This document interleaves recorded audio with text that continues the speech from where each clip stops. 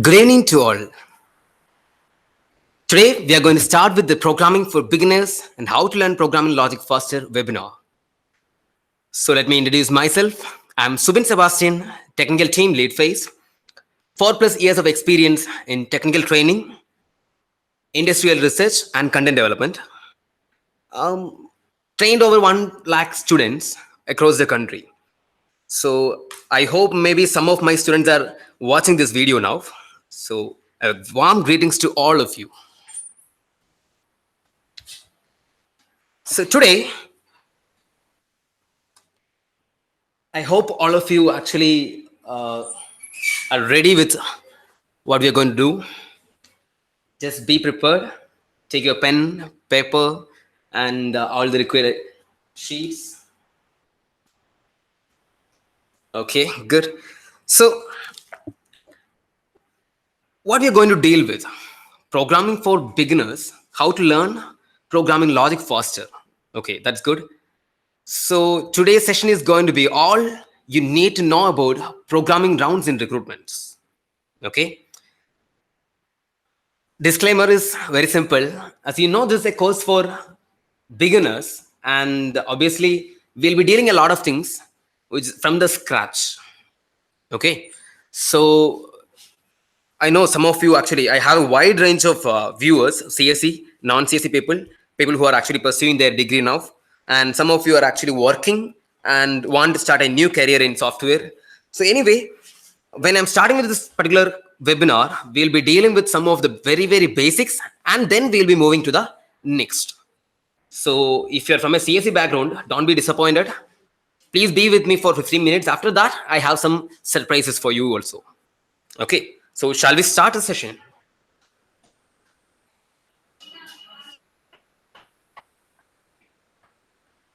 Shall we start? Good. So I just want to show you something here. All you need to know about programming rounds in recruitments, and how to crack it. So that is a basic idea. We want a job, and job is a dream. Okay. So here you can see,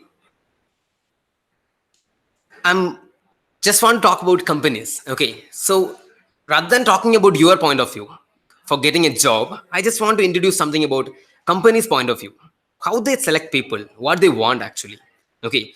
So if you see this timeline from 80s or 90s, initially colleges were a place only for learning, not for recruitment. If you're going to a campus, actually you will learn a lot of things. You will study, you will complete the semester, then you will write the exam, complete the labs, all these things, and then you'll get a certificate, degree certificate, passed out. And after that, you have to go to the companies, okay, and individually you will go to the companies, find your dream company, send your resumes, and wait for their call. Or maybe you will go and attend or arrange some interview walk-in interview with the HR. Okay, so this is what happened earlier. But nowadays, you can say it's changed actually, changed a lot. Earlier it was like maybe 5 vacancies are there, only 10 people will be appearing, and 5 out of 10. That was easy. Okay, so but now if you see, if you have 5 vacancies, almost close to 1,000 students are applying for the same post. Okay, so 5 out of 10 to 5 out of 1,000. So it's a huge gap, huge difference. You can see that. So all these things have changed, but there are some things which never change. That is this company's expectation, what they want actually. Okay, what they actually want from you. Okay, so in 80s and all these stories, and nowadays actually, what happened in middle of 90s, what happened, companies started coming for recruitment. They understood, they know the concept of early bird catches the worm. So they started coming to colleges or campuses and started recruiting people. Okay, so first if the company is coming, then they will get the best minds from the college. That also was limited to IITs and NITs. But nowadays you can say almost all the companies, okay, we we will be actually covering all these things. Okay, almost all the companies are coming to different colleges and getting people. So that's what. So nowadays, if you see any campus, the X factor which affects the very existence of the engineering field itself is recruitment. Number of people who got placed. So that's why we are pushing all these things. So dream is a job is a dream, and in company point of view, it's called as talent acquisition. So anyway, we'll start with this one. So now, what these companies are expecting from you? Come on, what is the company's expectation? You can actually type on the start box and then just what this company is hardworking. Someone is telling hardworking. Okay, good. Then anything else?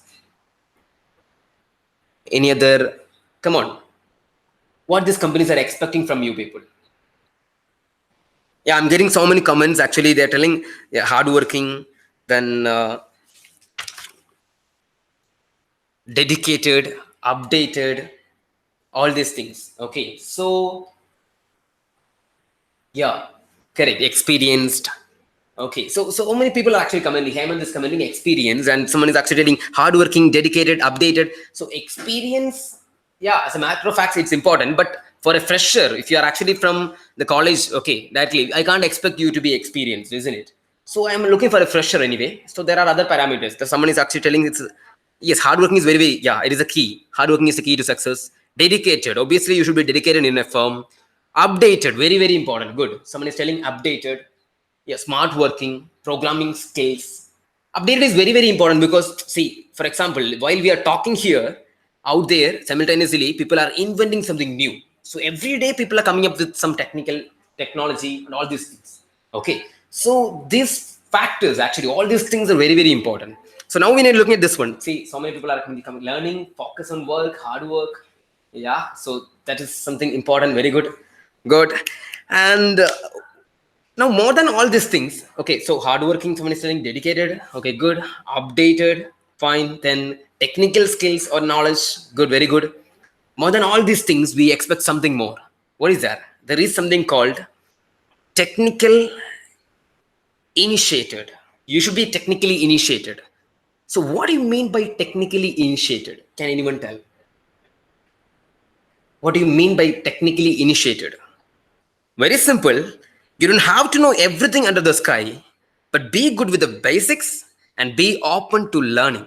So these are the two factors. So technical initiative is very, very important. First thing is be good with the basics. So first factor is basics. Okay. And the second one is be open to learning. Be open to learning. Can you understand? So there, I remember a technical interview question, very, very important question. They used to ask one question. Do you know Ruby? Do you know Ruby? I used to discuss it with my peers, and this question came from HR. Okay, do you know Ruby? Ruby is a programming language, and when they're asking, do you know Ruby? Obviously, what is the intention of this particular question? So you can see this count here. You saw that we have this 5 out of 10,000. Oh, sorry, 1,000. Out of 1,000 people, I want only 5 people. So the remaining 995 should be rejected, and that is in my hands. HR should reject him. Without any reason, I can't reject him. So that's why we are going for something called We want some questions to make him think. I want the best people. So to filter the best, I want different levels. And that's why we are coming with different levels of interview also. So this question, do you know Ruby, is actually very, very simple. Yeah. 99% students who are actually from a educational engineering background will not know Ruby. Then why they are asking this question? Simple, to test you, obviously. Yeah, that's correct. Now tell me, what should be your answer? Can you say no? So many people are actually typing no, no, no, no. Okay, fine. I know that you don't know. You are from engineering background. Obviously, in India, engineering background, we don't know how to study Ruby. Then why they're asking? I know that you don't know Ruby. You know that you don't know Ruby. Even the interviewer, he knows that very well. He knows that you don't know Ruby. Then why he's asking? So what should be your response? That is the first question. No, I don't know. Or politely, yeah, someone is typing.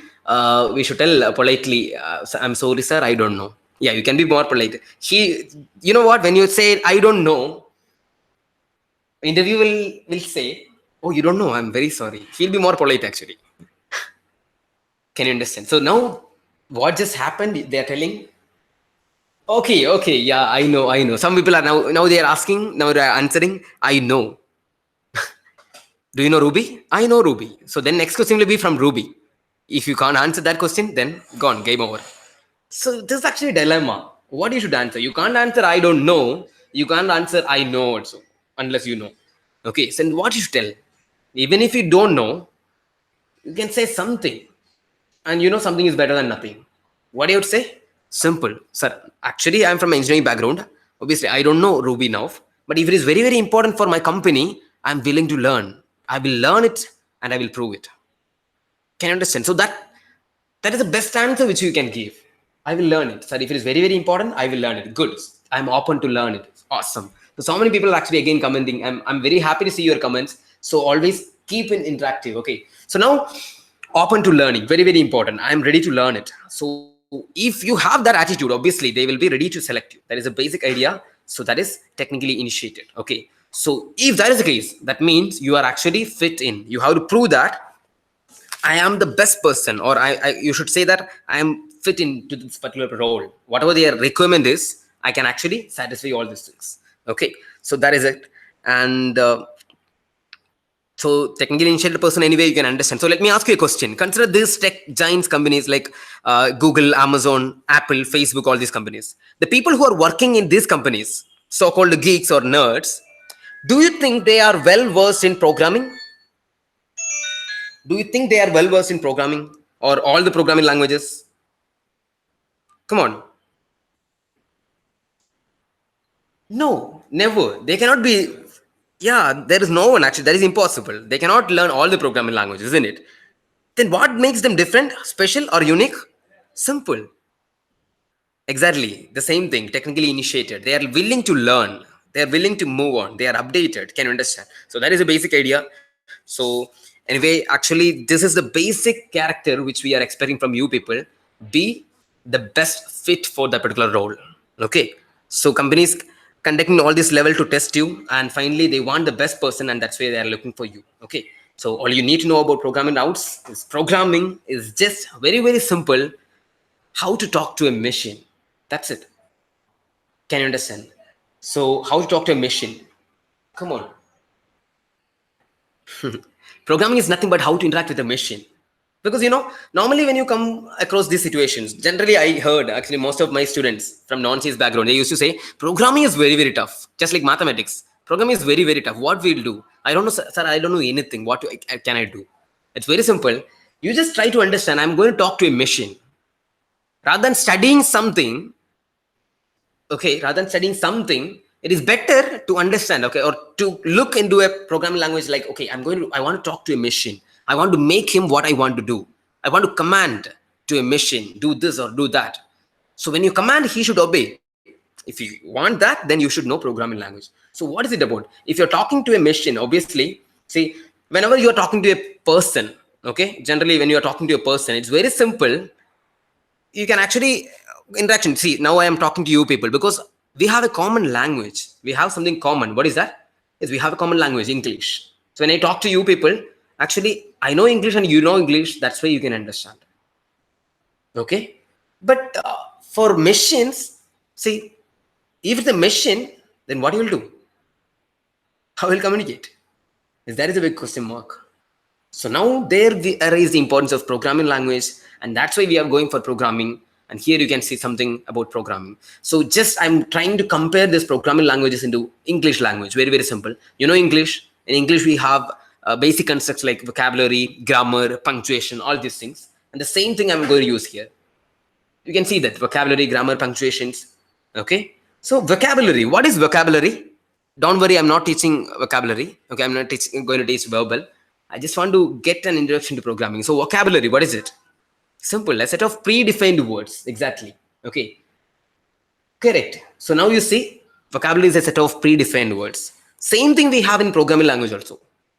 There is something called keywords. Exactly. So which is nothing but set of predefined words, and that those words actually we can use as vocabulary. Keywords. So can anyone give me some examples for keywords? There are so many keywords, predefined words. In C, if you consider C programming, we have keywords like int, character, yeah, floating point, all these things actually. Okay, so this one actually int, character, float. So all these are keywords. All these are predefined words, meaningful set of words. So this will be using as keywords, vocabulary. Second is grammar. So what is grammar? What is grammar? What is grammar? Any idea? Way in which these words are to be arranged to form meaningful sentences. Simple. Can you understand? The rules and regulation. Okay. The rules and regulation for framing a sentence. Same thing we have in programming also. If you are actually telling a machine to say hi, he will not tell hi because he don't know what you're telling. I want to tell him, okay, maybe in C actually you can tell print hi. So again, print hi is not enough. There is a proper syntax for printf. So printf is an output statement where you are asking the machine to print something. So what is the syntax of printf? Simple. Printf, open parenthesis, closing parenthesis, then inside we have quotes, double quotes. Inside I will type hi. So if you type hi, exactly that will be printed on the output screen. Is that clear everyone? Okay, so that is the syntax. Very good. Syntax is grammar. Very good. And last one is actually the punctuation. Punctuations. So what about punctuation? Set of predefined symbols, and that is nothing but you know that one, isn't it? Whenever you complete a sentence or a paragraph, you have to give a full stop, a period, a full stop, a dot. So that gives a meaning. That is the end of the sentence. Same way in C also, we have so many special symbols, which got its own meaning actually. Predefined symbols are there. They are called as special symbols. Best example is at the end of every line, we should give semicolon. Very good. Yeah. At the end of every line, we should give a semicolon. So in C programming, if you see, every line of code will end with semicolon. So that printf also, actually printf hi should end with semicolon. Same way we have other special symbols like dot, then comma, percentage, then quotes, slash, hash, all these things. So all those things are actually special symbols. I believe this is a perfect introduction to programming, and I hope you understand till now. If you have any doubt, you can ask in comments, and I'm really happy to see you all here commenting. Yeah, super. So good. So next thing is programming languages and company asked. Different companies, actually we have different set of companies, maybe service companies, product companies, and maybe we have something like data analytics companies, okay, database management system companies. So many different types of companies are there, networking companies are there. So now when we are discussing about this one, most important language for a fresher is no doubt in that C or C++. Okay, I should specifically say C programming. If you know C programming, 70% of it actually is cleared. 70% of the companies are actually cleared. Understood? If you're actually done with the basics of C programming, 70% of the companies are asking C programming nowadays. There is actually a basic statistics which we generated, collected data from students and HR and companies. So 2017 statistics is actually very simple. C and C++, 50 to 70% of the companies are actually prefer to have C programming as your masters. Okay, and Java, 20 to 30% companies are asking. Python, 5 to 10 companies. Obviously, Python is actually something related to data analytics. Okay, so those kind of companies, Musicma, okay, those companies actually prefer. If you have Python, it's actually extra feather on your crown. Same way, other topics like DBMS, operating system, networking, etc. 5 to 10 again. So this is the basic statistics. From this one, you can understand C and C++ is the most important. Out of which C, if you know, that is more than enough. Okay, so being a fresher, you don't have to worry about anything. Just be sure, be strong with the basics of C programming. Then you can be confident to go and tell the HR Said, I am the best person. I am the person who you are looking for. Give me a job. Okay, there was a question in interview. Like, actually, they were asking, why should I hire you? I think you know this question, general question, HR question. Why should I hire you? The answer is very, very simple. What is that? Because I am the best. You can't be very, very sure. You have to prove that. You should not tell that. You should prove that you are the best. Compared to others, I am the best. You should prove that. So here actually, based on the statistics, you should understand C is the most preferred language, and then C++, then Java. Java is 20 to 30%. Then Python is very, very less. Maybe by next year also it will become, Python will become 10 to 15. That's it. Okay. So now actually I'm talking about this keywords, the vocabulary of programming languages, keywords. So you can see how many keywords are there in C programming. Come on, you just try. How many keywords are there in C programming? Yes, yes. Actually, you're typing here. So many people are coming with different answers. When you don't know, yeah, some people are telling 33, 34, 32, 32, 32, 32. Good, very good. Actually, most of you are actually getting the correct answer. It is 32. 32 keywords are there, and these keywords are on the screen actually. Auto, break, case, char, constant, continue, default, do, double, else, enum, extend, float, for. So don't worry about these things actually. Okay, if you are not from CSE background or if you don't know programming, please don't worry about these things because these are the basic construct. When you come to know all these things, you are a master of C programming actually. Okay, if you are there out there looking at this particular screen and telling, reading each and everything and telling all these things I know, auto I know, break I know, case I know. So all these things if you know, that means you are good in C programming. That is the vocabulary of C programming. Same like in English, if a person is telling, vocabulary, I can't say I know all the words, but I can say my vocabulary is very, very good. My vocabulary is good means he is good in English. Same way, if you're good with keywords, then you are good with C programming. That is a basic idea. Okay, good. So fine. Next is actually about the programming rounds and recruitments. So you can see here, recruitment process is very, very simple. Nowadays, actually, they have come up with 3 different levels. The first round is always the MCQ round, second is coding round, and third is technical interview. These are the only 3 places where they can evaluate your programming skill or technical knowledge. Is that clear? So MCQ round. When you're looking into MCQ, what is that? It's very, very simple actually. Basic theory or programs. Okay, MCQ round actually it's very, very simple. Basic theory or programs. So they want to test your basic theory or programs. That is actually not going to be very, very difficult, but still we should be prepared for anything. They may ask some simple twisted question which will be very, very simple that we will not notice. That is generally happening actually. So nowadays, if you are talking about industrial perspective, this year 3 new companies you can see, TCS, Wipro, Capgemini, Cognizant. So many companies are coming up with their own technical platforms, their own technical evaluation criteria. So this year, TCS is a prominent company. Till last year, they were asking only for aptitude, email writing, and then technical and HR interview. That was it. But this year, they have come up with new round, 2 new rounds. One is technical MCQ, 10 MCQs per 20 minutes, and second is one coding round, one program for 20 minutes. So this is something huge actually. From this year they started realizing programming is must, programming is inevitable. Maybe when you are going to attend other companies also, for sure programming, yeah, that is important. They know the importance, so obviously they will ask the questions from C programming also. Second round is, yeah, basically theory, MCQ round. So now someone is asking, is it a, no, it's actually, see, MCQ round is not an elimination round. It's not an elimination round. It's just a qualifying round actually. Okay, you should say it's a qualifying round. It's not an elimination round. Don't, people are actually asking this doubt. It's not an elimination round. MCQ round is not elimination. It is qualifying. But most of the time we got eliminated because we don't know some basics. That's it. So it's not an elimination round, just qualifying. It can be online or offline. Online in the sense it will be like, yeah, platforms will be there, just like kind of TCS has. Okay, TCS or AMCAT platform. So all these platforms actually we have. So where actually they will test your online MCQ programs. Okay. Second is offline. Offline means obviously they will be using something called an OMR sheet where you have to fill the answers, which is very, very rare nowadays. Okay, so most of the companies are actually turning to online and test or coding or everything becomes online. Okay, so this is actually online is more preferred. And second round is coding round. Programming. Your programming and logical skill will be evaluated here. So very, very important. When I'm telling programming and logical skill, I should give more weightage for logical skill. So logical skill is everything. We are going to test your logic actually. And last round is we'll come to in further slides. Actually, we'll be discussing more about these things. So don't worry. So technical interview. The last round is technical interview, where obviously they will be testing your technical, technically initiated or not, as we already discussed. Technically initiated. Are you willing to learn?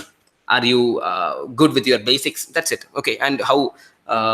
That's it. That's it. Nothing more. Technically initiated or not. Okay. Good. So first round is MCQ and. Here you can say qualifying nature, basic theory programs, online or offline. So now let's try an MCQ test. I request all of you to take your pen and paper, okay, and be ready for this test. I'm going to conduct a test here, okay. While conducting a test, the teacher will be silent, okay. So I'm not going to be silent, but still, it's time for you to show off, okay. So you can comment the answers on the text box, okay, chat box. So we'll have a set of questions. You just look at the question and try to understand what is the answer as soon as possible. The timer will be running. Within the minimum time, you have to post the answer in the comment. Okay, shall we start the test? Are you ready? Are you ready?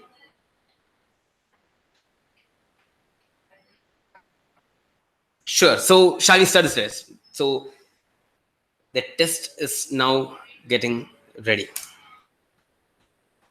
Test your skills. Yes. Yes. Read the question carefully and give the answer in the comment box. Come on, go. First question. Predict the output of the following. Timer is running. If one, printf hi, else printf hello. What can be the possible answer? Come on, fast. Timer is going. If one, printf hi, else printf hello. Time up. Second question. Predict the output of the following code. Main. If 54321 printf true, else printf false. Still timer is going. Come on. Don't post the options. You type the answer. That will be better. Okay. You can evaluate yourself later. Third question. Predict the output of the following code. Main. If printf hi, printf is, else printf focus.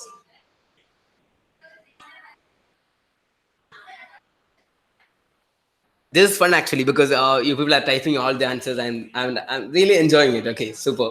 So next question. Again, time up. Next question. Predict the output of the following code. If -1, printf true, else printf false.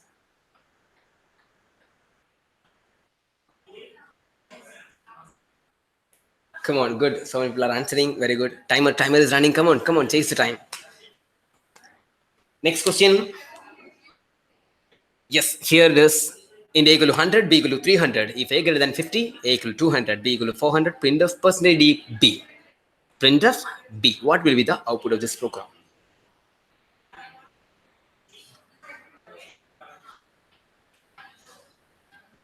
Come on. Yes. I can see all of you are actually trying hard. Come on. Predict the output of the following code. Int A equal to 2. If A minus minus comma minus minus A comma A. Printf Tom. Else printf Jerry. What will be the possible answer? Timer is running. You're out of time. Come on, fast. Yes, I can see the answers. It's very good. So many people are actually trying hard. Okay, fine. Next. The last question. Int A equal to 2. Switch A. Case 1 printf 1. Case 2 printf 2. Case 3 printf 3. Default printf invalid option. So what is the answer?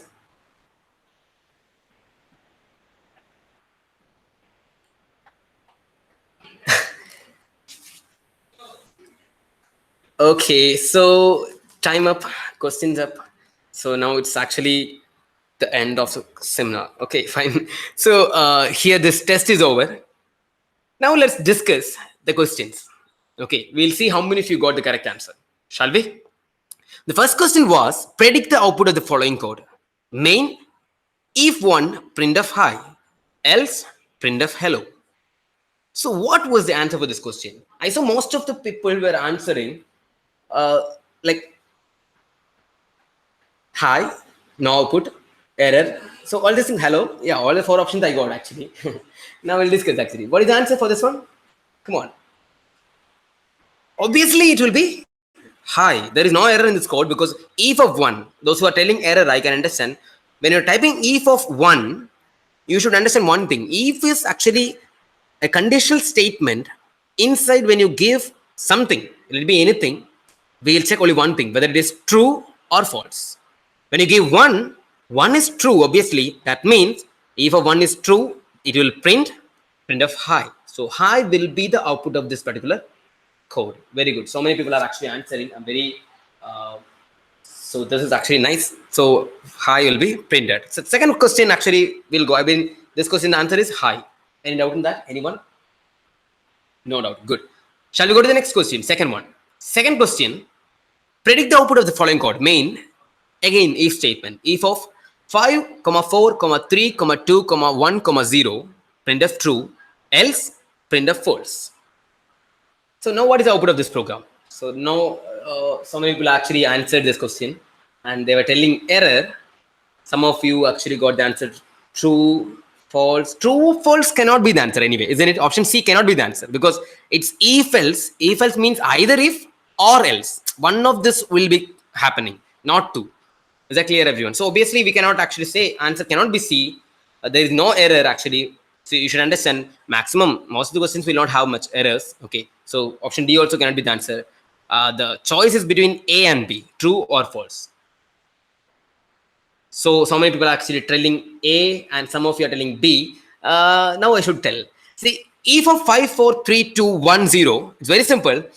When you're actually considering a set of numbers in bracket, the highest precedence, or I should tell, I should start from the last if it is in a bracket.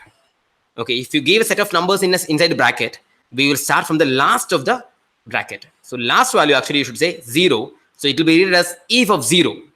So if of 0 means what will happen? It is false. That means the answer is going to be printf false. So the answer is false. So okay, so how many people actually got the answer correct and others keep trying. The simple concept actually in bracket the last value will be getting the maximum preference. Okay, good. So next is third question, and this one actually again if else statement. There is one area where we are actually using a printf statement inside the if. So is it possible to use it? Because some of you actually already gave the answer option A, error. So error, is it possible? Is there any error? No, there is no error as it is. Actually, if printf high is absolutely right. You can actually write printf inside if. There is nothing wrong in that because printf is a function, standard function, which will return the number of characters it printed. So in this case, printf will execute and it will print high, H-A-I, and then it will return 3 because 3 characters, H-A-I, 3 characters. So it will return 3. So now it's like high is already printed. Then if 3, printf face. So now we are printing face. So what will be the output? Obviously, high also will be printed, face also will be printed. The answer will be option B, high face. I'm again happy that so many people are getting the correct answer. I don't know whether, yeah, those who actually, some people are telling option D face. Okay, so that is a mistake because option D face will be printed, but in order to print face, first I should print high. Only if I print high, it will return 3, and if it become true, then it will print face. So high also will be printed, face also will be printed. So the answer is option B, high face. Good. So printf returns number of characters. Yes, you are right. Nanpal is actually asking whether printf will return integer value. Yes, it is returning integer value. It will return integer value. The number of characters it printed. Printf and scanf both will return integer values, numbers. Okay, fine. Next question. So this one, fourth question. If -1 printf true, else printf false. Again, if else statement. Come on, try. Give me the answer first. Most of you are actually coming up with the answer. LLing SB. Option B, she's telling. Ben is actually. Come on. Printf true, printf false. So what will be the output? Option B, false, or option A, true? Again, in this case also option C is not possible. True, false is not possible because if else is actually a conditional statement. It will work either if or else. So it cannot be happen together. Okay, fine. So now you can see if -1, is it true or not? -1, is it true or false? That is the only condition. So now I'll tell you a very simple thing.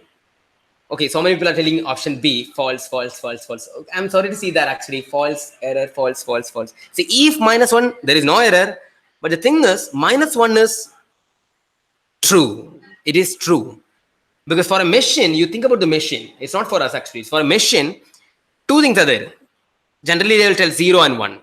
But I should say more of that kind. 0 and non-zero. Can you understand? True or false means 0 is false. It's like switch on and off. Off means 0. On means not necessarily 1. Anything other than 0 is on. Anything other than. Can be 0 volt. It can be 0 volt. 0 volt means it is off. But it can be 10 volt or 5 volt or -5 volt or -100 volt. It is on.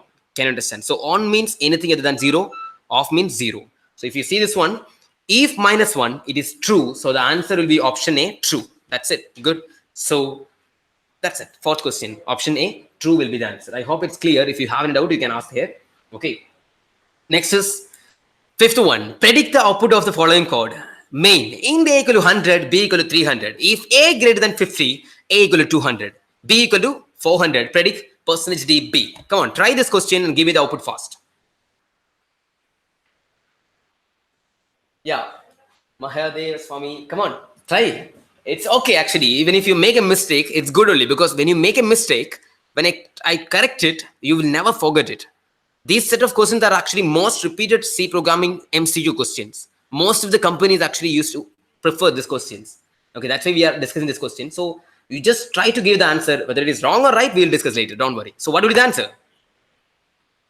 So many people are telling 400, 300. Okay, 100. Error cannot be there. No error actually. So option A, B, C. Come on. Okay, good. So many people are getting the correct answer. They're telling option A, 400. See, here you can see int A equal to 100, B equal to 300. So B was initialized. B was initialized as 300. B was initialized as 300. Next line is if A greater than 50, A equal to 200. The next line, we are changing the value of B as 400. B equal to 400. Can you understand? So when you write B equal to 400, B value, which was 300, will be got updated to 400. Now the value of B is 400. So when you print B value, your output will be 400. Good. Very, very good. Almost all of you actually made correct. Very good. The answer is 400, not 300. It is 400 because of the latest value.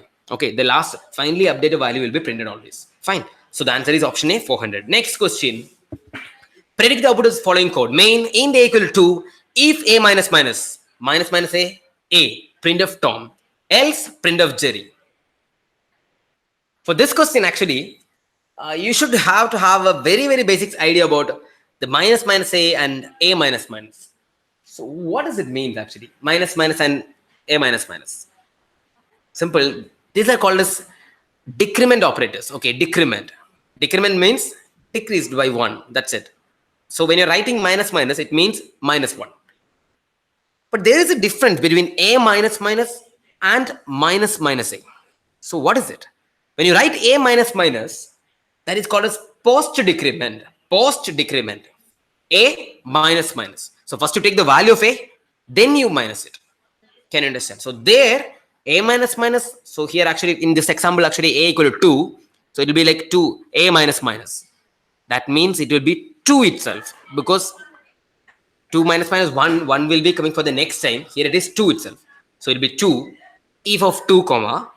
So now A minus. After A minus, it will become 1. That 1 will be given for the next day. So now it should be read as minus 1. Minus A will be minus 1. Minus A is called as pre-decrement, which means first you decrement, then you take the value. Which means minus 1 is very simple, it will become 0. So now this particular statement, I can rewrite it as A minus means it will be 2 itself. Then it will become 1. Minus 1 means it will become 0. And then comma 0. Okay. So the output of this one will be like if of 2 comma 0 comma 0. So 3 variables. You remember when you have multiple numbers in a bracket, the last value will be taken. Exactly. So 0 will be taken. So if of 0 means it will be false. Yeah, now so many of you are getting this one. If of 0 means it is false, that means it will go to the else case, which will print the answer as Jerry. So the answer will be Jerry. Good. Is that clear, everyone? Fine. Good. Any doubt in that? Good. So many people actually getting the correct answer. Fine. So now next one. Predict the output of the following code again. Main int a equal to switch a. So in a actually value is 2. I'm giving the value 2 to switch cases. So here actually I'm using this particular question to explain switch cases. What is switch cases? Very simple. Just like if else if ladder, we have multiple cases or multiple branches to decide. Okay, decision making. So multiple branches are there. So I have case 1, case 2, case 3, case 4, like with so many people are there. Okay, at the end I'm giving default also. So now in this case, what will happen? Switch A means switch 2. So A is 2. I will map this A value with the cases. Case 1, case 2, case 3. Since A is 2, case 2 is true. That means it will take from case 2. It will print 2. So the one problem with this one is 2 is correct. Okay, 2 will print. But each and every cases should end with a break in switch cases. Since in this program actually break is missing, after case 2 it will not stop there. Case 2 will print 2, then break is not there, it will go to 3, break is not there, it will go to invalid option. So the output is going to be 2, 3, invalid option. All the 3 will be printed at switch. Okay, so that means the answer is going to be none of this. Can you understand? Option D, none of this. So output is 2, 3, invalid option, which is not there in the option. So the answer is going to be none of this. Is that clear, everyone? So that's about MCQ round. And I hope it's clear for you people. If you have a doubt, now itself you can ask. And there's a time for doubts. Okay. So any doubts actually you can ask.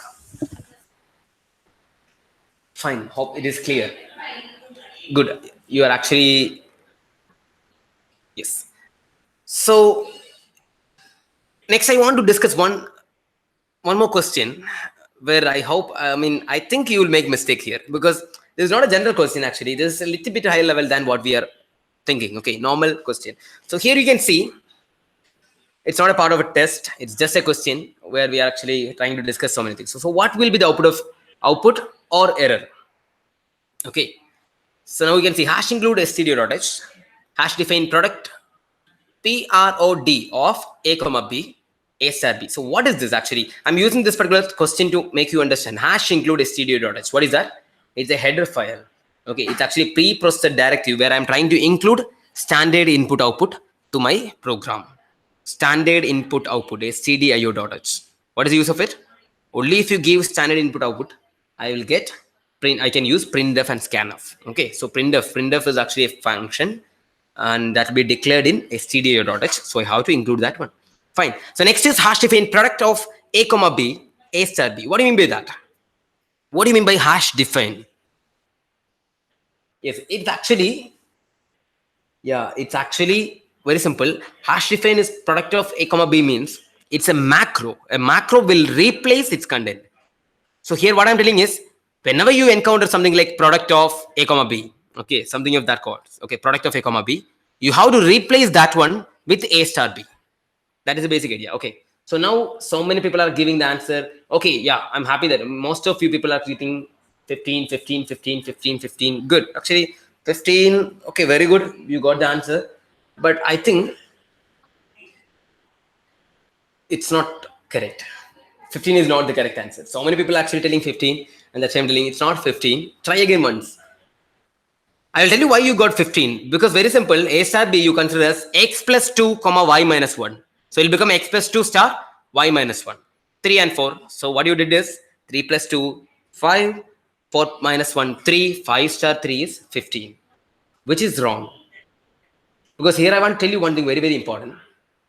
A star B, actually this macro will just replace it. It will not execute the value. It will just replace. So when you replace it, what will happen?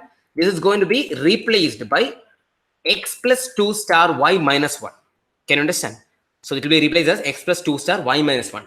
Not over. What is the value of x? 3. What is the value of y? 4. So it will become 3 plus 2 star 4 minus 1. You should not add and find, okay, this is not 5 star 3. That is wrong. It's not 5 star 3, but it is 3 plus 2 star 4 minus 1. You have to use BODMAS. You remember BODMAS? BODMAS. In 4th standard, 5th standard, and all. you have studied this one, BODMAS, bracket of division, multiplication, addition, and subtraction. So what will happen? First is 2 star 4, which will become 8. So it will be 3 plus 8 minus 1, which is nothing but 10. So the answer is 10. Is it clear for everyone? Good. Now, yeah, now so many people are getting the correct answer. Option A, 10 will be the answer. Very good, very good. So super. Now, next one. Shall we try? Go to the next question. One more MCQ here. It's a star question. So this question was repeated in TCS this time. Okay, so it's a very important question. You can see hash include stdio.h in domain char ch1 equal to 1, ch2 equal to 2, char res equal to ch1 plus ch2. Printf sum is percentage c res. So what is the meaning of this one? What will be the output of this program? Or error? Priyanka, actually, you don't have to worry about being wrong, because when you make a mistake, you are learning from that. That's it. Okay. See, students, actually very simple. These questions are actually designed in such a way that you have to make some mistake. Okay. Only if you make a mistake, you will never forget it. That's why. Can you understand? So here actually so many people are actually printing like 1 plus 2, 12, error. Actually, Sushil part. Actually, Sushil, I have to tell you one thing. See here, even though the question is what will be the output or error, okay? What will be the output of error? But at the end of the program, actually, they have given a space for output, not for error. So which means for sure the output will be there. Can you understand? For sure, there is an output. It cannot be error. Logically speaking, it cannot be error because they have given a space for output. Okay, so you can say that. Don't worry. So shall we try this one? Yeah, so many people are actually trying to give the answer. So we are getting into the answer discussion. Character. So what is character? Character is actually a normal basic primitive data type where I can store one character each. Okay, ch1 can store 1. So 1 is actually a digit, but when you give it as in single code, it will take as a character. So what is the character value of 1? Simple. There is something called Ascii value. Can you understand? There is something called Ascii value, American Standard Code for Information Interchange. Okay, so what is that actually? Here you can see ch1 equal to 1. So Ascii value is actually generally very, very important. You can see a keyboard. Okay, in your keyboard, whenever you press any key on the keyboard, corresponding Ascii value will be taken. That Ascii will be converted to binary, and that binary will be, yeah, obviously machine can understand binary. So that is what happens actually. So we should know some of the, you don't have to remember all the Ascii values, just a few. You can see the numbers 0, 1, 2, 3 will start from 48. Okay, zeros Ascii value is 48. Is that clear? Zeros Ascii value is 48. Same way, capital A, uppercase A is, the Ascii value of uppercase A is 65. Same way, lowercase a is starting from 97. So obvious that actually if 0 is 48, obviously 1 will be 49, 2 will be 50. Can you understand? So Ascii value of 1 will be 49, Ascii value of 2 will be 50. So now when you are actually storing ch1 equal to 1, the Ascii value of 1 will be stored in ch1. Can you understand? Same way ch2 means 2, the Ascii value which is nothing but 50 will be given to ch2. So now finally when you add these two together, what will happen? It will be adding ch1 and ch2, which is nothing but 49 plus 50, which is 99 will be there in res results. Can you understand? 99 will be there. Good, very good. So now what happened? This 99 not over. 99 is there in result, but result res is also a character. You can see that it's a character. So what will happen? 99's corresponding character will be assigned to res. Can you understand? 99's corresponding character will be assigned to res. So what is the 99's corresponding character? Just tell. Okay, good. A is 97, B is 98. Obviously, C is the answer. So now you got it. Almost all of you are telling it is C. Gauri Shetty, actually it's not 12, it is C, 97, the Ascii value concept. So this concept is very, very important. Generally, most of the companies actually, at least one question from this area they used to ask. So this is important, Ascii value conversion. So small a is 97, small b is 98. Also, obviously, small c is 99. So 99's corresponding Ascii value will be nothing but it is C. So the answer is sum is C. Even if you are telling answer is C, it is wrong because we are printing sum is C. So it should print sum is C. So the answer is C. Can you understand? The answer cannot be 99 because we are printing again res. Res is actually a character. Moreover that we are printing it as %C. So when you inside the printf, we are giving %C means it is a character. So you should think about that also. So the answer is C. Is that clear, everyone? Good. Yeah, that's fine. Okay, good. So next, actually, we'll go to the second round, which is the coding round. Okay, coding round in recruitment. So coding round is actually, I told you, programming and logical skills. Obviously, if you're good with basics of programming and if you have a very good logical skill, that is more than enough for anything. Okay, so here you can see we are actually starting with the coding. So if I want to print something, very simple actually, basic programs, very basic programs. If you want to list out some of the programs, you should say, see, this year 2017, TCS, Wipro, Infosys. See, Infosys, we don't have a technical round. Wipro, actually, we had technical round. TCS, we had technical round. CTS, we had technical round. So in technical rounds, actually, most of these people were asking questions from the basics only, because they don't want to evaluate your high level of programming knowledge. They just want to make sure that you are good with the basics. So here you see, if you are good with the basic programming constructs, that is looping statements and if-else statements, then obviously you are in. You can actually convert your logic to a program. Can you understand? So looping and if-else is very important. So since we already covered that MCQ questions, if-else, I think almost you are actually thorough with that, isn't it? But still, actually, I just give a hint of looping and if-else statement. So you can see here, when I want to instruct a computer to print something, let it be anything, I'm printing hello world here. Printf hello world. I already discussed about the syntax of printf, syntax, the grammar of programming. Okay, so printf, open parenthesis, open quotes, and then hello comma world. So whatever you're giving in double quotes will be printed as it is, except for this /n. So what is /n here? /n, what is it? Come on, see, there is nothing to fear about. Actually, programming is very simple.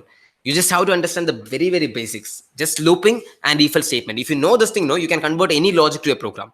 So just start from the scratch. Actually, what is it? Printf hello world. So when you printf this one, printf means it is to be printed. Bracket open and close, and then in double quotes, whatever you print, it will be printed as it is in the output screen. Okay, so /n will stand exactly. So many people are telling it's an escape sequence, and which stands for next line or a new line. Can you understand? So what will happen after printing hello world? It will go to the new line. That is the basic idea. Is that clear?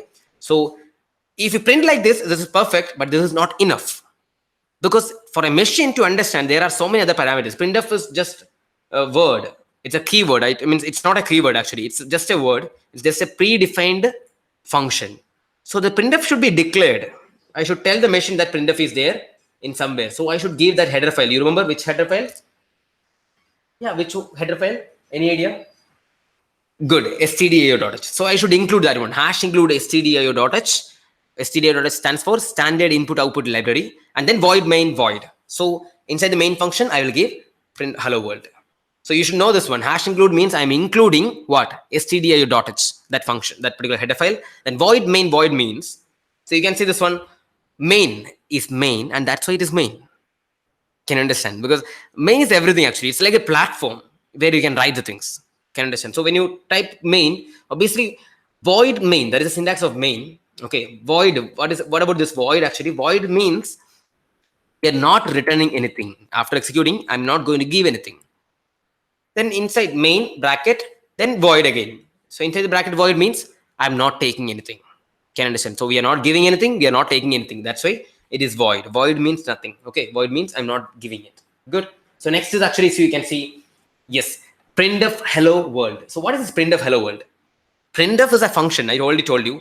And whenever you print this one hello world, it will be printed, and that is because printf is actually declared in stdio.h, and that we are included in header file. Okay, fine. That's about the simple program. And next you try this one. I want to print hello world infinite times. Okay, I want to print it again and again, because you know this thing actually, when it comes to human being, okay, we can't print it again and again. Okay, we can't print it again and again. I mean, like, not printing actually, we can't do a thing, one particular thing again and again. Okay, if you do the same thing again and again, we'll be bored actually. That's what our problem with human. Okay, but being a machine can do it infinite times, any number of times. He will not get bored, he will not get tired, he will do it without any question. Can you understand? So now I want to make this machine to print hello world infinite times. So I will use this particular keyword called while. While true. So it's again actually a condition. This is called as while loop. So it's actually an example for a looping statement. I am repeating the same statement again and again. So that's what while loop will do. So while true means it's always true. So what will happen? While true. Yes, it is true. True means print of hello world. Again, it'll come back and check while true. Print of hello world. Again, it will come back, check while true. Yes, print of hello world. Till infinity, it will be printed. Is that clear, everyone? Okay, fine. So someone is asking that out actually, Venkatesh. What happens if we don't write void in bracket? So inside the void bracket, if you are not writing void, it's not a big deal actually. If you write void, you can't pass any value. If you're not writing, you can pass some values, and those values are called as command line arguments. Okay, so there is something will come in TCS. You remember? I hope you can understand. That is command line arguments. Okay, so in main actually, if you give void, you cannot pass anything. If you're not writing void, you can pass some values. That pass values passed to a main function is called as command line arguments. Fine. So about while, I hope it's clear for you. We are actually repeating it infinite times. Good. So many people are actually commenting. Okay, good. So now next is limited loop. I want to perform an action for a fixed number of times. Okay, for while it is like while that condition is true means it will print again and again and again. Okay, till the condition become false, it will print. But this loop, for loop, I'm using this loop to make sure that I know the number of times to be performed. So here this example is for printing hello world just 50 times. I want to print hello world 50 times exactly. Okay, so excuse me. So if you want to print hello world 50 times, what do you do? Very simple. The syntax of print for loop is very, very simple. We start with the keyword for bracket open int I equal to 0, which means we are declaring a variable I as integer type and we are initializing the value 0 to it. So we are starting with 0. I is 0 now. So this initialization will happen only once. Only once it will happen, and later actually next it will go to condition statement, which is actually I less than 50. So I'm checking whether 0 is less than 50 or not. Is it true? Yes, it is true. It is true. So what will happen? I less than 50. 0 is less than 50. That means it is true. True means we will perform the action, which is print hello world. So hello world will be printed in the output screen. Okay. So there are some confusion with 49 or 50. Okay, 0 to 49 means it is 50 times. Can you understand? I'm starting from 0 till 50. Okay, not 50 actually, till 49. So 0 first will be 0, 0 less than 50, true. It will print hello world. Next it will go to I plus plus. So I plus means I will become 0 plus it will become 1. So that 1 will come and then I will check 1 less than 50, true or false. Yes, it is true. True means again it will come print of hello world. Again next time I plus plus, I will become 2. 2 less than 50? Yes, true. Hello world will be printed. So likewise, it will go till I become 49. When it is 49 also, it will print hello world. And then it will go to I plus plus. At that time, I will become 50. 50 less than 50. Is it true? No. That condition will become false. That means we will stop this one. Can you understand? We will go to the next statement after for loop. So how many times for loop worked? 0 to 49. Which means 50 times it will work. Can you understand? So this is something about for loop. I hope it's clear for you people. So only 49 times. Good. So now the last and final thing is if else statement. So since we already have done with that MCQs and all, if else is very simple. You can see if else is actually a conditional operator or conditional statement. When you're taking if and only if x is less than y, I will print that value. So now first condition is x less than y, then I will print so x less than y. Is it true or not? Let us assume a condition x is 10 and y is 5. 10 less than 5. If it is 5 and 10, 5 less than 10, yes, that is true. 5 less than 10 means true. Then it will print x less than y. Am I correct or not? But since 10 is not less than 5, 10 less than 5 if you compare, it will go to else case. Else if 10 greater than y. Yes, 10 is greater than y. That means it will print 10 is greater than 5. Clear, x is greater than y. If both are wrong, that means x is not less than y, x is not greater than y. That means x is equal to y. So which means they are equal. Can you see that? X is equal to y. Is that clear, everyone? So very simple again. That's about if else statements. So the basic programming constructs is done. So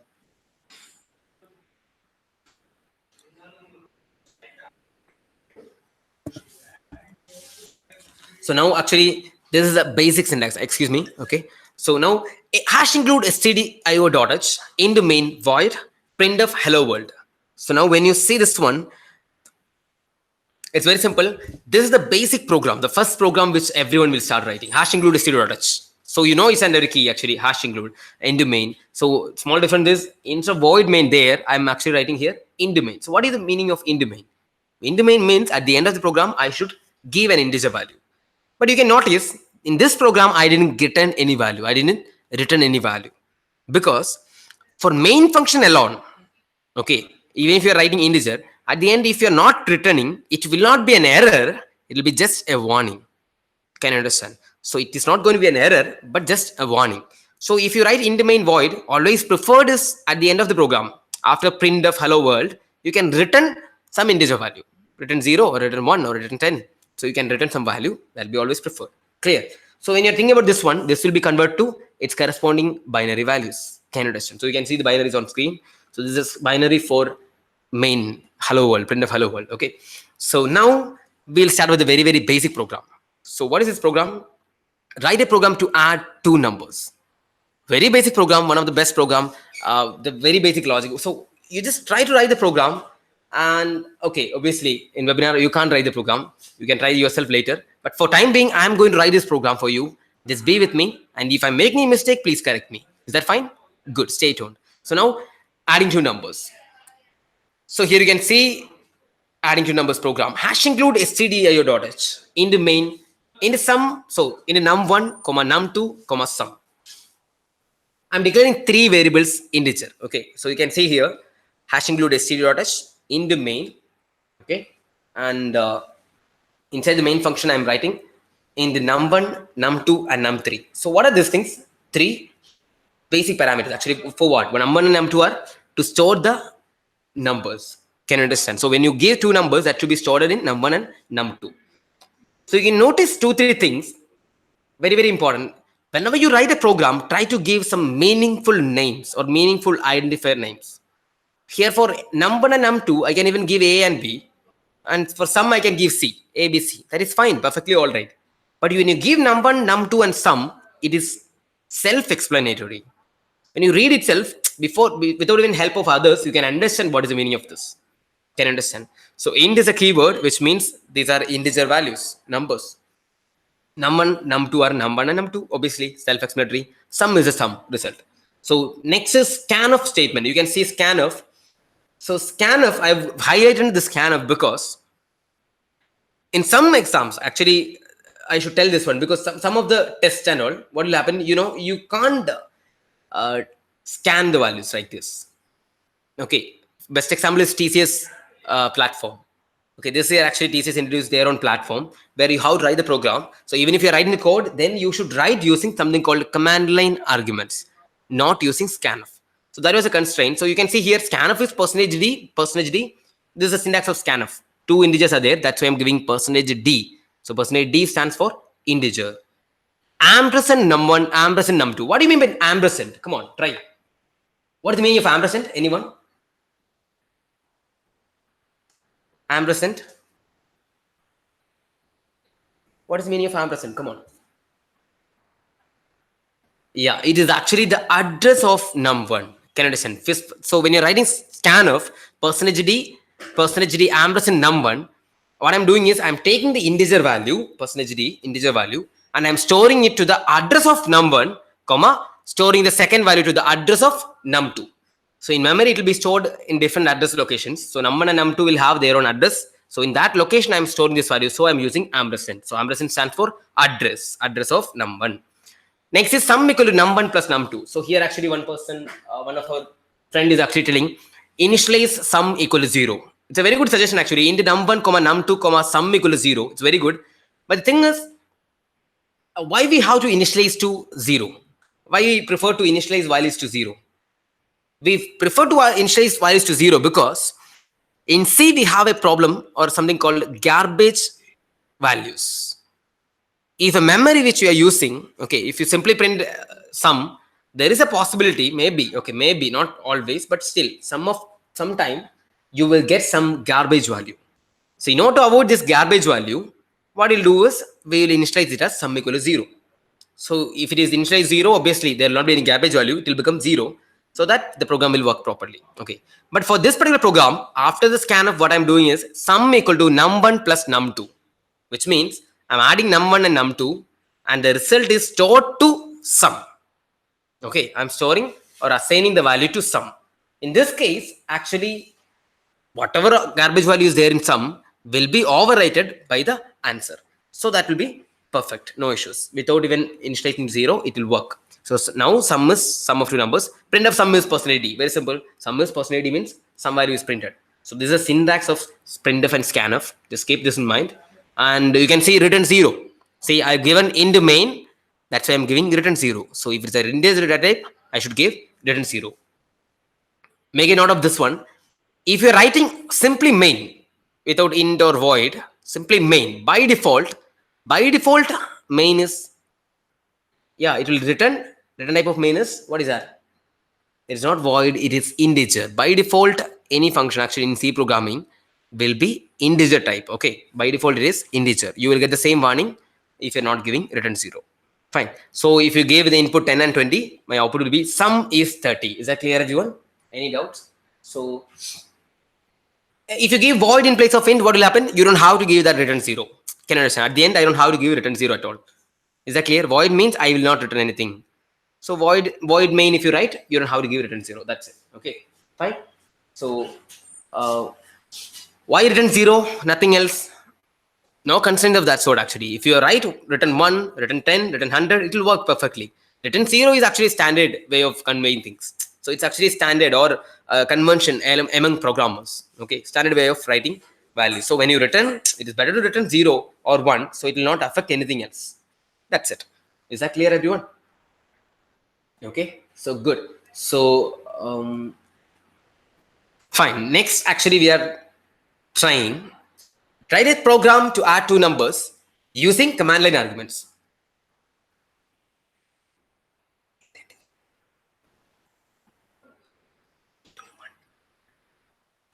Okay, so if you use command line arguments, how it will work? I will give you just a brief idea about this one because we don't have much time to discuss this one.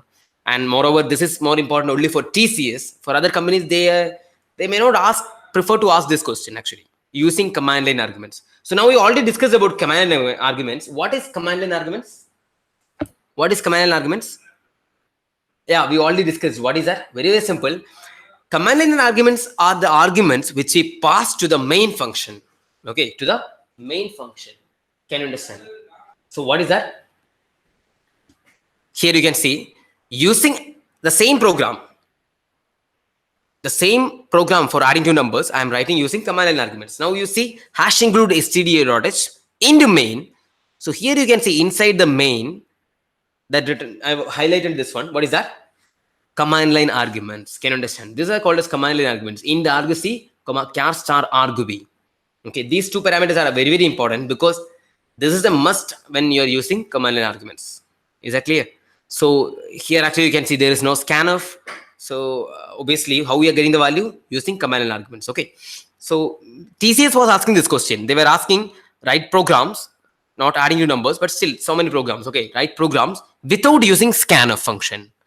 So if you can't use scanf function, obviously there is no other go. You have to use command line arguments, and their platform used to support this. So now when you write like this, what will happen? Now let me tell you what is argc and what is argv. Argc is very simple. The number of parameters passed. So argc is argument count, which is the number of parameters passed. And the second one is char star argv. What is argv? Argv is, it's a vector actually. It's an array of parameters passed. Can you understand? So in argc, the number of parameters will be there. In argv, the parameters which are passed will be there. Can you understand? Good. So now what happens? Argc is the count actually, number of parameters passed. So one thing is, even if you're not passing anything, you know what will happen? In argc will be 1. Without in passing anything, argc will be by default 1. You know why it is 1? Because always, even if you're not passing any parameter, always there will be one parameter which is called as argv of 0. That is the program name. Can you understand? Argv of 0 will be always there. That is a program name. Can you understand? So program name will be always there, argue of 0, and argue of 1 will be the first parameter passed, and argue of 2 will be the second parameter passed. Adding these two together, you can see sum equal to argue of 1 plus argue of 2, which will give my result, same as the previous case. Then I'm printing sum is percentage D, same just like the previous case, you can see, isn't it? So it's a TCS question. So TCS is actually asking using command line arguments. That's why we are doing this int argc and char star argv.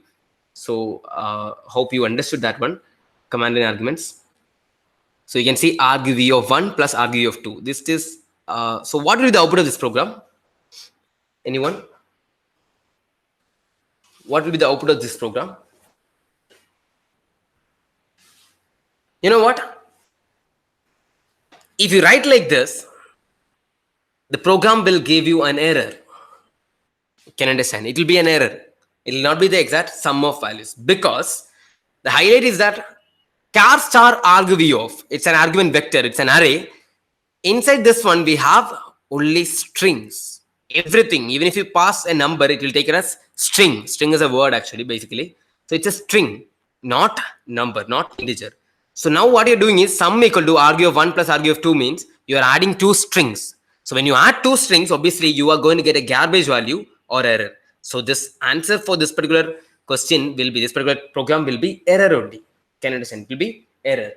So why we are using char star? Okay, char star, why we are using? Because char star stands for a string. Star stands for address. I mean, sorry, it's actually a pointer. You know, a pointer. In C programming, pointer is actually a very, very powerful tool. Pointer, star, or the asterisk symbol. So when you write char star, it's a character pointer. And why we are using character pointer? Because this pointer is used to point to the starting address of a string, a word. So whatever parameter you are passing will be taken as string only. So argue of 1, argue of 0 will be string, which is a program name. Argue of 1 will be the first parameter, again string. Argue of 2 will be the second parameter, again string. If you give many strings, everything will be string only. So string plus string, it's going to be error. Can you understand? So, but now how we will correct this one? What we can do to correct this one? Yeah, Kirti Mohan. Actually, she's telling we can use A2I. A2I command is not used. Come on, A2I we can use. Good, correct. Here actually this string we are adding. So we should use A2I. So what is A2I? A2I stands for ASCII to integer. The use of A2I is to convert a character string to integer string. Is that clear, everyone? To convert a character string to integer string. So if you give 100, it will be taken as string. So string 100 will be converted to integer 100 using A2I. So that is the basic use of A2I.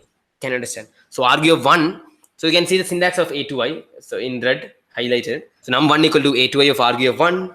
Num2 equal to A2I of argue of 2. Both num1 and num2 are integers.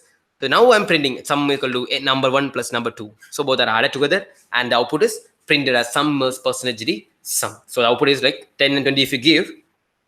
It will be converted to integer, then will be added and the output is sum is 30. Is that clear, everyone?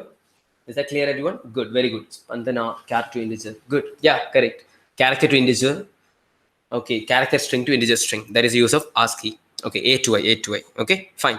Hope this is clear for you. And now we actually will tell you something more. Okay. So in coding round, the only thing which companies are looking for, the only one thing, one small thing they are looking. Can you tell me what is it? One key term. Just try to give the answer. What is the special thing or only one thing they are asking for? Actually, what is it?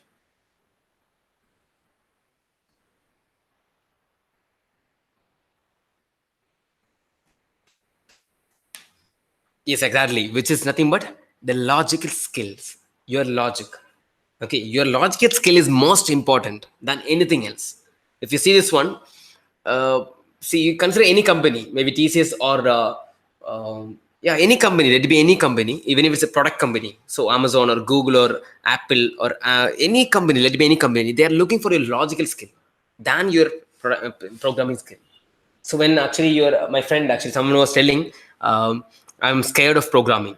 Okay, there is nothing to be scared, because if you are good with the very, very basics and if you are good with the logic, so logical skill you must improve, because otherwise it is going to be very difficult.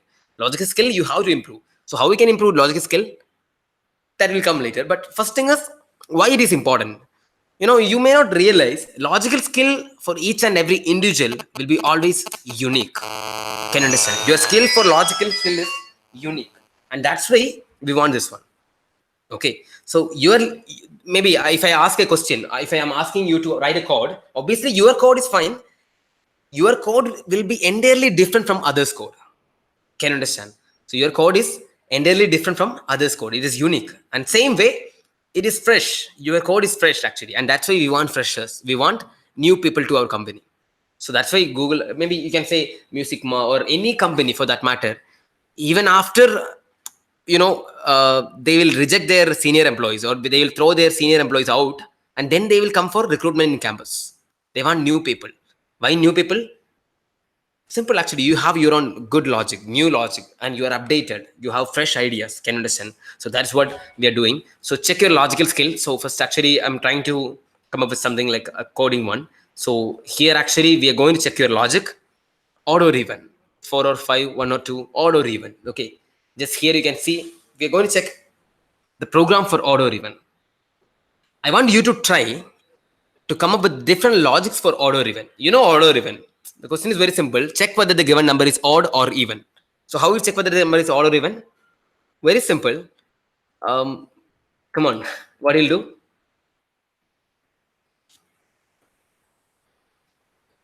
Logic, optimize code for others. Space-time complexity should be reduced. Yeah, all these things are actually correct. Your comments, Himaja actually was telling space-time complexity should be reduced. Good. Very good. When you reduce the space and time complexity, obviously, what is it? Your logic is better. Your logic is improved. And efficient logic is always the key. Okay. So, good. So now, yeah. So, Shalini is answering. Divide by 2 and check for remainder. Exactly. So, num modulus 2, num modulus 2, modulus 2, modulus 2, modulus 2. So many people are answering here. Everyone is telling modulus 2. Good. I'm happy to see that. Modulus 2. Modulus, and that's why you're giving the answer. Okay. Very simple. Take the number, divide by 2 and check for the remainder. If the remainder is 0, the number is even. Else the remainder number is odd. That's it. Simple fact. But now what I'm doing is, I'm getting a standard logic. I asked you to check whether the given number is odd or even. And you're telling me this particular logic using modulus. Everyone will tell the same logic. Can you understand? I'm looking at these comments. I can see all the people are actually giving the same logic, which is divide by 2 and get the remainder 0. Not even one person is thinking a little bit different. Can you understand? Now, this is very, very important, because in interview, if I'm asking this question, everyone who is coming to the interview hall is giving the same answer, then I will not be impressed. What is unique in you? What is the difference between you and the other person sitting outside? Why should I hire you? Simple question. Can you understand? So now tell me, why should I hire you? Or give me another logic for odd or even. This is a good logic. I'm not telling bad, but this is a common logic. Come on, come up with something different, something good, something motivating. Come on. Take a value d, divide by 2, and odd or even. Okay, fine. Okay. So there is one comment actually where one of my friend is telling, take a value d, divide by 2, and check that number is odd or even. Okay, same way. What you're doing is actually checking the half is odd or even. That is not an efficient logic, because when you check for half, again you are checking for odd or even. Then you should have checked for this one itself, isn't it? So that is not an efficient logic, unless you are going to, okay. So rotate operator, okay, Reshmi is telling rotate operator. Good, actually. Rotate in the sense you can actually convert it to binary, and then rotating, actually, you can check the last digit of the number. Okay, converting to binary is very simple. Okay, once you convert to binary, then check the last digit. If it is 0, it's going to be an even number. If it is 1, it's an odd number. So that is again one more logic. Again, left shift. Yeah, left shift. If you do, it will get. Spantana is telling left shift. And Vamshi Krishnan. Yeah. Okay. So these are actually something like seriously good, actually. But now I'm going to show you a wonderful logic, a very, very simple logic, which is one of the very, very, very simplest logic. I was really wondered to see this logic, actually. And that is one of perfect logic. And I don't know how to express it. So you can see the logic. I'll show you that one. Give the number, say a, half equal to a by 2. If a equal to half star 2, then it's an even number, else odd number. Look at this particular logic and text yes. once you understood that. Okay, just give a comment yes once you understood the logic. This logic is wonderful because there is only one key term. Okay, what is that? Divide by 2 and then check it. I'm not checking the remainder here. You can see. Okay, we are not checking the remainder.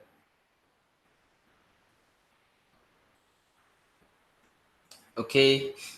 Yes. Okay, now I start getting yes. Actually, see, those who are from CSC, actually, obviously, you will understand these things better. But for non-CS student, you should understand one thing. In programming, if you ask a simple question, an even number by 2 is, obviously, that will be, for example, 4 by 2 is 2. That is perfect, no issues. But an odd number by 2, for example, 7 by 2. Come on, tell me what is 7 by 2? Those are typing, no, actually, that's fine. What is 7 by 2? Come on, what is 7 by 2? 7 by 2.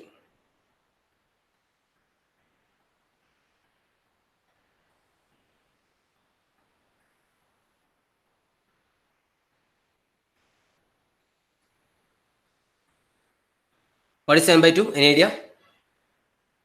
Yeah, now you are actually telling, yes, you got it. So many people are actually telling 3.5, 3.5, 3.5. Yes, you're right, actually. 7 by 2 is 3.5. But the thing is, I'm not able to. Okay, 7 by 2 is 3.5. But the thing is, what is that? Yes, in programming, 7 by 2 means it is 3. It is not 3.5. Can you understand why it is so? Because it is integer. 7 is an integer. 2 is an integer. 7 by 2 can only be an integer, not a decimal point value. Can you understand? So 3.5, even if it is 3.5, I cannot store 3.5 in my variable half. So half is integer. So obviously, I'm going to store only 3. So 7 by 2 is not 3.5, but 3 only. Now you tell me exactly. Now we are getting almost all of you are actually telling yes. I'm happy to see that. Now you tell me whether it is clear, because you half equal to a by 2. If I'm giving the input 7, 7 by 2 is 3, not 3.5. So half will be 3. Then when I'm checking if a equal to half star 2, that means 7 equal to 3 star 2. What is 3 star 2? It is 6, not 7. That means it is odd number. 7 is an odd number. Can you understand? So I hope you understood this one. So data type is integer. Yeah, you are right actually. Depending on the data type, we have to give integer type, then only it will work. So here actually a by 2 is, a is integer and 2 is integer. Then obviously it will be 3 only. Is that clear, everyone? Fine. Shall we go to the next one? Good. So this is actually the final stage of coding round in recruitment. So you can see logical development, writing the code syntax, testing the test cases, debugging or finding the errors. This particular slide is actually most important slide, I should say. Most important slide in this presentation. The things which are important in coding round. First is logic development. Read the question, try to come up with the best logic, a good logic. Can understand? You have your own logic. Your logic will be unique, I told you. So come up with the logic and then try to present, because this logic development is very, very important, because these questions can be asked in interview as well. Because interview also they'll be asking, okay, tell me the logic for this question, or maybe they'll be tell, okay, can you write the program for an ATM counter? Okay, implement an ATM counter. You think about ATM counter, it's a huge program. So is it possible for you to suddenly give the entire code for ATM counter? No, that is not possible in the time duration of interview. That means 5 to 10 minutes. Within the time limit, you can't give the entire code. So what you would tell, you don't have to give the code, but you have to tell the logic behind each and every modules. Can you understand? So just try to understand what is it. Okay, what are the different modules in it, and then just try to divide. Okay, and divide and conquer approach. You remember, no, divide and conquer approach? Just divide and conquer. If ATM is there, ATM, the entire ATM module, you don't have to think about ATM. Just try to think ATM, anytime money, isn't it? It's not anytime money, actually it is, yeah, automatic teller machine. So now when you're discussing about ATM, the first screen is simple. What is it? Withdraw money, yeah, change the pin, language, select the language. So all these options will be there. Mini statement, it's different options. So you think about this one. First, we are actually thinking about, yeah, we are going to take care of, I want to withdraw some money. Okay, withdrawing money. So I just have to worry about that particular option only, withdraw money. So out of all these options, I'm going to focus on withdraw money. In withdraw money, what is next? Yeah, how to write the code for withdrawing money? Come on. Very simple. You just think about what to do. Total amount, which is so now actually I should ask you to enter the pin number. So first thing is enter the pin number in printf, enter the pin number. Second thing is, what is that? Simple actually. I should match the pin number with the actual pin number. If they are matching, string matching algorithm, just check whether they are equal or not. If it is matching, access guaranteed. You're actually inside and you can actually withdraw. Now enter the amount. Printf, enter the amount. So now we are entering some amount, 300 rupees or maybe 2000 rupees. So obviously 2000 is a denomination. I can obviously release that amount. But first thing, before releasing or dispatching the money, I should check three things. One is the amount which you entered, is it less than your account balance? Can you understand? If you're entering an amount which is more than your account balance, obviously the bank cannot give that much money. Can you understand? So that should be checked one. First thing, first checking. Second checking is you should, the entered amount is less than the ATM balance, the machine balance. If the machine is there and some 5,000 rupees, only 5,000 rupees there in machine, and you are asking for 10,000, obviously that is not possible. So the transaction is cancelled. Can you understand? So second thing is you should check with the machine balance. And third is per day limit. So there is something called per day limit. Actually, maybe something like 10,000 rupees per day. So if you are actually entering 25,000, it cannot be dispatched. So again, that is one particular problem. So now what happens? These three things I have to check. Before even these three things, yeah, very, very important thing is check whether it is a multiple of 100 or not. Can you understand? So what if I enter something like 822 rupees? Is it possible to dispatch?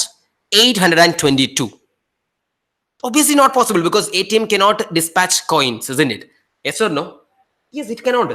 Then what happens? We should check for 100. It's a multiple of 100. How we will check whether it is a multiple of 100? Can you tell me? Anyone? Multiple of 100. How we'll check whether it is a multiple of 100? Very simple. The amount modulus 100. Can you understand? The amount modulus 100. We'll be checking if it is equal to 0. Getting my point? Just checking this thing is enough to understand whether it is a multiple of 100. Amount modulus. Modulus, you remember, no? That percentage symbol. Already we discussed it for order even. So modulus. Can you understand? This is a remainder. A modulus B means when you divide A by B, what is the remainder? A modulus 100 means when you divide by 100, what is the remainder? Exactly. So A modulus 100. So this we should check first. If it is wrong, then you can say the entered amount is invalid. Please try again or please enter a valid amount. Then he will enter a proper amount. I'm entering something like 8,000 rupees. So 8,300 rupees. 8,300 rupees. Now what happens? Obviously he should or consider the amount 8,000. Okay. 8,600. Okay. 8,600 rupees. Now what I will do is I'm going to take this value 8,600. First thing is, yeah, I will check. Yeah, all these things we'll check. What is that? Machine balance, account balance, and per day limit. So just tell me if your logic is correct. Just tell me which one of this should be checked first. Whether I should check for the machine balance, account balance, or per day limit. Which one of this should be checked first? Let me see how many of you can think. Come on.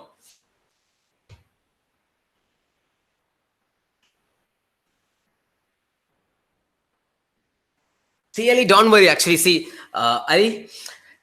programming is not very tough. Okay, just the logic. You try to build the logic. Even before getting into the interview, also they are not asking you to write the program. They are asking you to tell me the logic for this thing. At least the pseudo code, just in our words. Okay, if you want to write the program in our words, that is enough. That is more than enough to convince a person, an HR. Okay, so nowadays people will not be like cornering you since you don't know programming. Just learn the basics of programming, just the basics. If else, for loops, and how to use them, while loops, and just printing hello world, adding two numbers, auto even. These kind of things will actually add values to you. Okay, by trying these questions and then writing the code for this one and then testing in the sense by trying with the different test cases and then finding the errors and correcting it, obviously you can improve. At the end, practice make a man perfect. Hard work is the key to success. So you just have to try again and again. That's it. Okay. So here, logical development, and again I'm asking which one of this should be first checked: machine balance, account balance, or per day limit. Good. Actually, you are combining so many things. So machine balance, account balance, per day limit.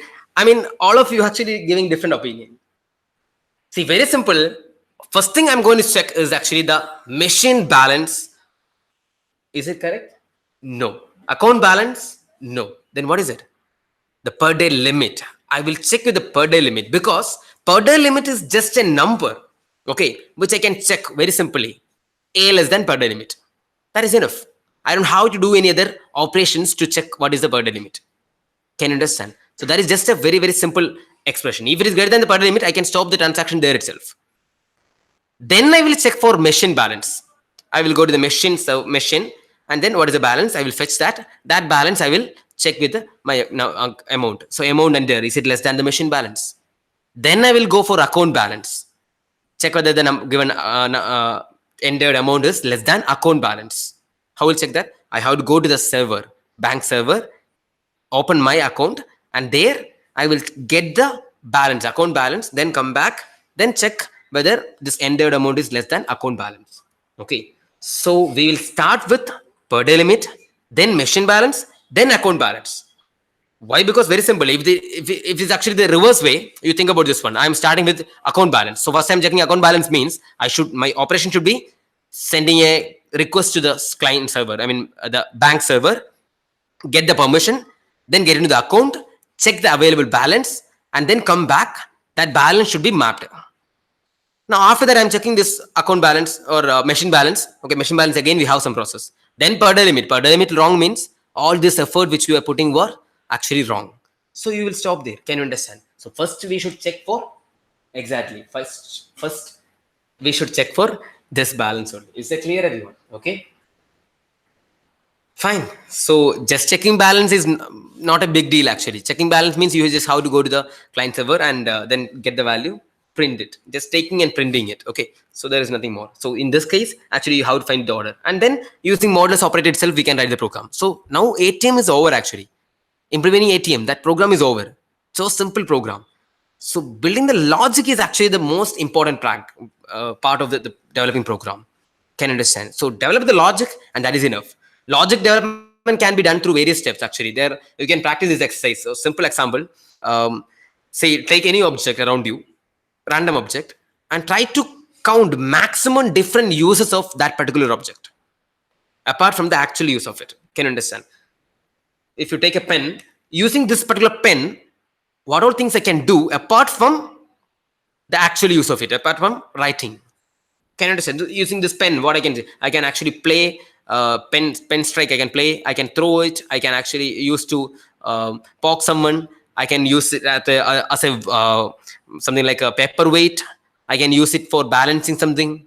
I can use it as a measure. I can use it like a scale. I can use the pen for drawing a line. I can use the pen maybe for as a style. Actually, I can insert it in my pocket and I can keep it there.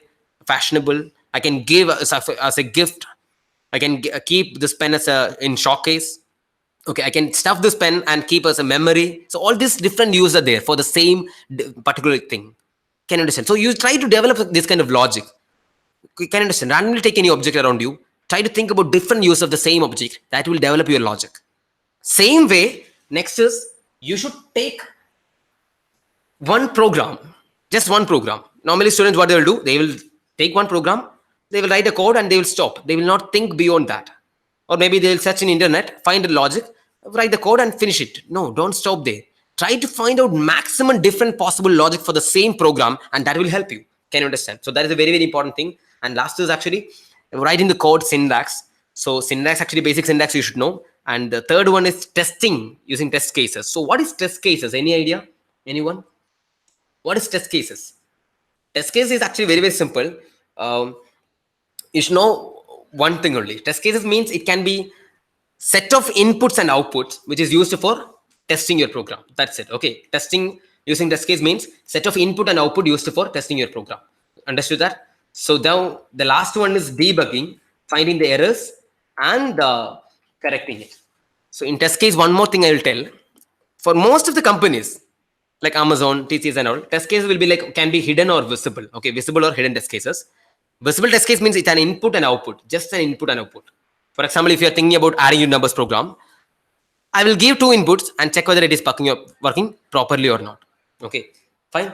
That's about test case. Fine. The last thing is about finding the errors. There are so many different types of errors. Syntax errors. The first one is syntax error. So you can see here in this particular example, I'm trying to explain syntax and semantics error, which is a compile time error. So here you can see printf percentage x comma y. This will work properly, but the problem with this code is a semicolon is missed. So when you miss a semicolon, it's a syntax error because you are actually away from the syntax of this particular code. Can you understand? So compiler will find out this error and will tell you semicolon is missing. Second is actually semantic error. Semantic error is very simple. The rules are violated. So in this example, you can see a plus b equal to c, which is wrong because it should be c equal to a plus b. Assignment operators will have left priority. So c equal to a plus b you should write instead of a plus b equal to c. Can you understand? So this is actually the basic idea. And third is errors due to the fact of that specification is not respected. This is actually like logical errors, simple logical errors. The one of the very, very important logical errors divide by zero error and all. Okay, logical error. So here actually, after the for loop, I'm giving a semicolon. Now what happened? The for loop will stop there itself. I equal to 0, I less than 3, I plus plus. I will become 1, 1 less than 3, I plus plus. I will become 2, 2 less than 3, I plus plus. I equal to 3, 3 less than 3, I plus plus. So now what happened? 3 less than 3 is wrong. So it will be false. It will skip the loop. And then it will come printf loop. Loop will be printed only once. Can you understand? So even though we want to print it 3 times, it will not happen because semicolon is given at the end of the for loop. Can you understand this one? So this is called, yeah, normal logical error. And there are something called link error, runtime errors and all. Link error means actually main. You can see here in this code. For main, we are using capital M, which is wrong actually. Which is wrong. So actually, we will not able to run this code at all. Okay, main is missing. Maybe linking is not possible. So link error will come. Same way, runtime errors will come. For example, divide by zero is runtime error. So you can see that divide by zero. Okay, and okay, so that's about errors also. Okay, so now the last and final thing about this one is like say logical skill plus basic programming knowledge, then you are hired. Can you understand? So this is the last hope which I can give you. You just improve your logic, be good with the basics of programming, and then for sure you can prove yourself. Okay, so whatever we discussed here, actually please try to practice the questions, more questions, and soon actually we'll add one more, means in comments actually I would like to give 25 programs or maybe some 50 25 to 50 programs commonly asked for interviews. Okay, so those programs will be very, very helpful. You just try to download that one and then um, practice all the programs, correct your errors, and hope you like the session, and keep me posted. If you like the session, please hit like and subscribe this Facebook channel, and this ring button anyway, actually, yeah, bell button actually, it should be done. And the last and final thing is like to prepare for the technical interview, you can take our how to effortlessly crack the technical interview round. The course will be covered in C language and DBMS. Okay, for C and DBMS we have a course here. The course will be in C. DBMS will be covered in for technical interview. Is that fine, everyone? So please take that course. And the last thing is actually the best possible approach to answer these questions will be discussed. You can use the exclusive coupon code TechWeb to get an exclusive discount of 20% on the course. So that is the last thing. So you just try to log into face prep. Actually, there in comments also we'll be mentioning this one. We are coming up with a new course for C programming language and DBMS. The offer is there. The coupon code is TechWeb. Everything is capital TECHWEB. Okay, so it will be really helpful for you to crack your interviews. C programming basics will be covered, and a basic level to a median level will be covered for sure, and then DBMS also will be covered. So you can take these two codes, and don't forget to use this particular coupon code TechWeb, TECHWEB. Everything is caps lock, and hope you enjoyed the session. Thank you so much. So just all the best for your future adventures, and keep me posted. Thank you so much. So nice day.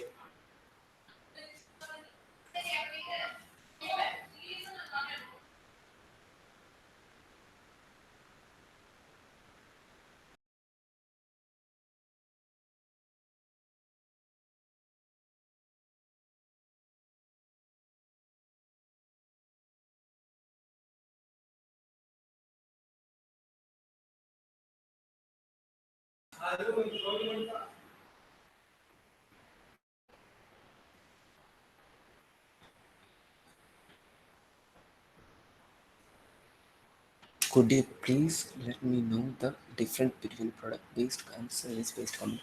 Yo, please subscribe to our channel and click on the bell button. Bell icon also later. The upcoming sessions we didn't